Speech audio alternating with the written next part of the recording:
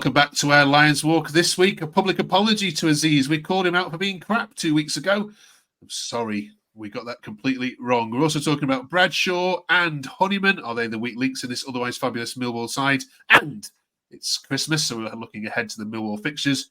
Who's out of contract in June ahead of the transfer window discussions? And the FA Cup third round draw this weekend. So who do these Lions want to draw to the new den or away from home? Delighted to say we've got Callum back with us, and Charlie and Dom are here as new guests to the channel. Welcome, Dom and Charlie. How are you?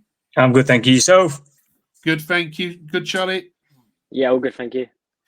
Whisper it quietly. I'm enjoying watching Millwall this season. I actually think what I love the most at the moment is the teams that you play come and assume they're going to come and get something and walk all over you. They still see Millwall as a game to get 3 points out of, and then are desperately disappointed when they don't. And I'm loving it. So, as a neutral, thank you.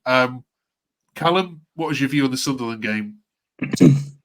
I thought first half we were lethargic, to say the least. I thought we looked a different team to what we've seen throughout the start of the season. Thought Sunderland deserved the credit they deserved, really. I think they were by far the better team in the first half. I thought they played with a lot of intensity. I've got to say their wingers, Tom Watson and Mienda, were fabulous in that first half. They gave Joe Bryan and Ryan Leonard a very high amount of problems. And then, yeah, we weren't passing the ball properly. We kept on losing the ball. And yeah, it just wasn't us. We looked really poor. And then obviously there was two emergency, medical emergencies in the crowds, which obviously stopped the game at 40 minutes. So thoughts go out to them two people that obviously were taken away. And then, so yeah, the game stopped, and then we restarted for an extra 5 minutes. And it was sort of like two games, It's sort of like the game stopped, they all went into the tunnel, and then we came out for the last 5 minutes of the first half. We were a different team. And some positive signs, moving the ball about nicely. And then the second half, we were just a different team. We probably the team that you've seen throughout this season, winning second balls, high intensity playing through Sunderland. And we didn't let them breathe, really. I think we were dominant throughout that second half. And fair play to Harris. We've dug him out on it before about, going for it and being pragmatic with his substitutions. And fair play to him. He's brought on, Aziz, Amakhu, Ivanovic and Coburn was on there as well. And yeah, they've changed the game, and it was a brilliant. I mean, they were got down the other end, Sunderland, and it was a brilliant save from Jensen to keep us in it, and then we go down the other end and score. So yeah, Brilliant point. And yeah, let's just keep going. We're doing very well. We're doing very well to keep getting points. Let's talk about Amakhu, shall we? Charlie, if I can bring you in on this discussion. Prov5 says it was the battling by Amakhu. He gets down, gets up, runs, gets stuck in, runs. The lad's hungry. And then for the goal, Dave says Amakhu gets taken out on the touchline, still gets up, sends the ball across to the goal for the great assist. This squad works really hard for each other. It's actually a pleasure to witness. First of all, on the Amakhu points, are they spot on there, Charlie, with their evaluation of that player? Yeah, I'd say Amakhu's had he's had a hard time adjusting this season. He's had to sort of fight to show that he's worth a chance, and I think he took that chance on Saturday, especially after recently he's had the red card, and it feels like Harris has sort of brushed him to the side a bit. But on Saturday when he came on, the run for the goal is immense. The way he gets down, he gets back up, takes on the man, which he's proved he can do, and the delivery into the box is just what we need at the moment. We need that bit of quality to put a ball in the box, and we've got people waiting to put it into the net. Absolutely. I'll just publicly apologise, Callum, on all our behalf, shall I, to Aziz. I think it was 3 weeks ago. I forget which game it was. It might have been Middlesbrough, I can't remember. Where Preston, that was it, yeah, where he was awful. And we said he's just not the same mould of these other Millwall players. But yeah, he's ramming our words down down our throat there. So yeah, we apologise, and we got that completely wrong. Dom, Luke says we started rubbish in the first half, but that second half made up for it. Well in, lads. The Femi Azeez masterclass. Are you happy with what performances you're seeing from him now? I think he's grown into the division. I think obviously coming from League One, it's going to be a massive step. I think judging him based off little cameos, I don't think it was fair. But the last 3 or 4 games has just shown why he should be starting. I think he's coming into his own. He's fighting for the ball. He looks at threat, and obviously gets his goal. He's going to be on top of the world for the next 2 going into the Christmas period as well. While I've got you in the chair, Dom, I also want to raise a couple of negative ones that fans weren't so happy with. Bradshaw in particular. James E at the bottom there says, stop playing Bradshaw. Ivanovic, Langstaff, Amakhu and Aziz are all better than him. Advice Craig Wells says, we could have won that if changes were made with 30 minutes to go. Sunderland look knackered. Also, how Bradshaw strapped up is on that pitch beats me. So slow, looked like he had glue on his boots, could chase any balls down. Got fast younger players that should be starting before him. Is that criticism too harsh? Or do they have a point? He's obviously coming back from an injury. Yes, it's a fair point. I'd have brought on Langstaff personally.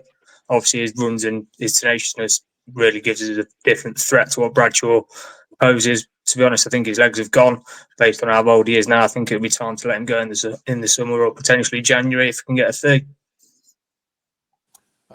Cheers for that. Callum, one more. George Honeyman is the weak link. Amakhu and Aziz should be both starting against Portsmouth. There's a running theme on here. As soon as we put that video out that says George Honeyman is great, I don't think he's had a single good game. So I blame ourselves. But is he showing us the weak link in this team right now?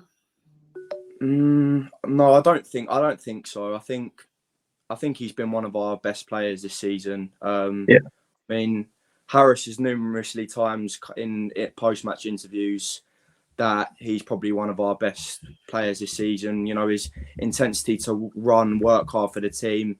I think it goes unnoticed in games. The fans love him, his energy during the games.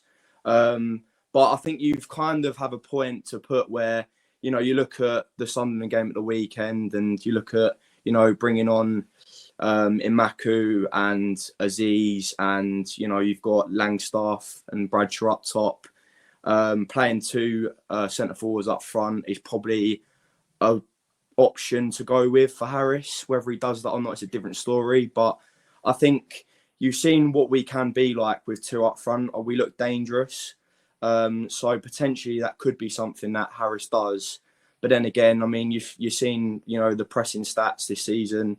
It's quite good. So whether he does that or not is a different story. But I would like to, I mean, I've said this before, but I think with 2 up front, we do look dangerous. It's just, can we get bodies in behind the 2 strikers, and can we get balls into the box? And that's probably the question that, you know, some people may say that, you know, we prefer that 2 wingers to cross the ball into 2 strikers rather than Honeyman, you know, staying in midfield.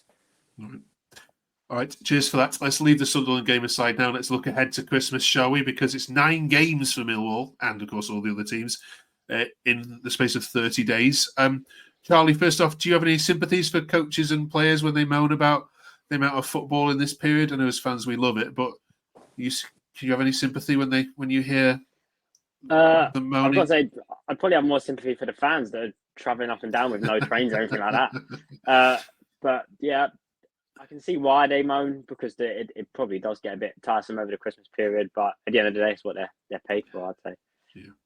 Well, the EFL don't like Millwall very much because they're giving you the horrible trip to Norwich away on Boxing Day. But apart from that, when you look at your fixtures, Charlie, you've got some decent games in the next couple of weeks against Portsmouth and Oxford. And then you've got this very tough run, haven't you, from Sheffield United, Middlesbrough, Blackburn, and Norwich. How many points do you see as a minimum from these 9?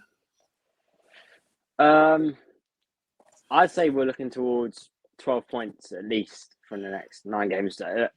I think, weirdly enough, the very Millwall thing about it would be that we'd go and lose to Portsmouth and Oxford over the next week and then beat Sheffield United the week after. That's incredibly Millwall to do. But I don't see the Norwich game going particularly well because we just never win at Norwich.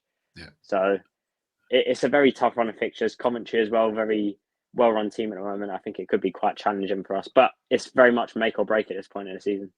Absolutely. Dom, have you got the squad to cope with this amount of games in this amount of short space amount of time? I think going forward, yes. I think we've got plenty of cover. Obviously, we've got Aziz, SA, we've got Bradshaw, Ivanovic, Coburn. The list goes on. But defensively, with Jake Cooper being out for the next 10 weeks, it is a worry. Having to rely on Hutchinson twice a week, 3 times a week is not going to be good. We're going to have to try and find some cover elsewhere. Obviously, I think Wes Harden, you might see possibly. I don't know. Harris isn't a big fan, but needs must in these situations, unfortunately. Okay. All right. Cheers for that. Let us know in the comments below what you think the points returned from those 9 games will be. January transfer window, obviously, the discussions will be starting. We'll be talking lots of it on this channel. Our baseline for that discussion starts, of course, right now by looking at the players out of contract in the summer, because, of course, there'll be clubs that possibly might swoop in the January transfer, knowing there's a short-term contract left, and also what conversations might need to be had at the club. We've got Bradshaw, Hutchinson, Truman, Mitchell and Watmore as the permanent players who are out of contract in the summer, and then, of course, the 3 there on loan we'll discuss in a minute. Callum, talk us through Bradshaw, Hutchinson and Truman in terms of would they get extensions if you were in charge? Personally, I think Bradshaw and Hutchinson will probably go. I know they've been at the club for a number of years now. They've been brilliant servants to the club.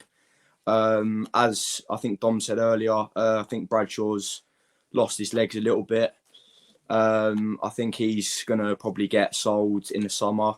I don't think Harris will sell him in January. I think he's probably, I don't like to say this because I think Langstaff and Ivanovic are probably better than him, but I feel like Harris will probably pick Bradshaw and over them 2 players, which probably, really annoys me a little bit because I think that them 2 are much better than Bradshaw. However, on to Hutchinson, I think he's obviously the captain. He's been, again, a brilliant servant for the club, but I think he's just very slow, especially in the back 4 that we have. I think, Ryan Leonard's, obviously, he's got a bit of pace about him. Joe Bryan hasn't really got enough pace for me. Danny McNamara's got a bit of pace, but I think he's just coming to an end now, and I think he needs to be moved on. Truman, I believe he's had a few loan spells at Crawley recently for a month. So whether the club can get a 3rd goalkeeper in the summer is a different story. Otherwise, maybe give him a year extension. I think probably get rid of them except for Truman. I think that'll be a 50-50. Okay, we got that. Charlie, What about Mitchell and Watmore? I think Billy Mitchell will definitely be renewed come the summer. He's still a very young lad, very promising signs from him. Although he has sort of had his drop off towards the end of last season and been injured at the beginning of this season, I think he's still quite a valuable asset to the club, and I can't see us letting him go at all. Watmore, on the other hand, although he started this season very well, I think he's still our top goal scorer on 5 goals. His performances don't always correlate to the numbers he's putting up. So I think it really depends on if Harris is here in the summer, because Harris seems to favour him. So depending on if Harris's contract's renewed in the summer, I think that will determine whether Watmore stays or if he goes. Okay. Dom, do you disagree with anything you've heard there? And what would you do with the loan players? Scanlon we've not seen yet. Obviously got injured in training. Winter would be an okay addition, but if you've got Billy Mitchell coming back in, is he really needed? Possibly not. Coburn, I think, will struggle to sign permanently. I think it's just more of a development loan for him. Obviously, there's no option to buy when we obviously took him on loan. But I'd love to see him if we did try and sign him. It'd be a great addition. I think with him and Ivanovic, he's set for the next few years then. Okay. All right, Brill, let us know what you think in the comments below. And if you haven't yet subscribed, we'd love you to do so. And we know there's lots of great Millwall content out there. But this is 20 minutes every single week reviewing every single game. with lots of other chat thrown in, including this one. It's the FA Cup third round draw this weekend. I think Millwall deserve a good cup run, don't you? I had one for a while. Callum, if you could organise the balls, so to speak, and draw Millwall at home or away against any club, what would you like? See, I think George said this on the channel before, and saying about having a good cup run and finishing in the top half. See, I'm more of like a focus on the league rather than the cup, personally. So I'd like to have a big Premier League side in the cup. West Ham at home then. Well, do you know what? I want Palace if I had the opportunity, because they beat us last time in the cup 2-1 with Elise scoring 2. So I'd love to have them at home again and get revenge on them. So that would be my one personally. Right. Palace at home. Charlie? Yeah, I think I'd have to go for the big one and say West Ham. At home. Yeah, at home. I think, especially the way they're playing at the moment, they're not looking the best. So I think it would be... I mean, when do we not want to play West Ham? We don't really get the opportunity to do it much. But yeah, I don't think the Met Police will be too happy. Yeah, no. It'd probably be a Sunday 9 o'clock kickoff. No, that's what 12 PM written all over. Yeah, 12 o'clock kickoff. Yeah, That'd be 12 PM on Saturday all over. Absolutely. Be bringing back bubble fixture for that, wouldn't they? I'd say it's very Neil Harris to have a great cup run this season. He loves a good cup run. Okay. Dom? I'd have to agree with Callum. I think it'd have to be Palace. I'd fancy us against them, to be honest. They haven't been that good this season. To go to the Den as well would be a great occasion. I think we'd turn them over. Cool. Okay. Smashed it. Thank you very much, all you three. Of course, next week we're reviewing the 2 games that have gone on this week, the Oxford game in particular. We'll see you then for that. And also we'll start talking more about the January transfer window. Cheers very much, everyone. Cheers. Thank you. Enjoyed that. We'll see you next week.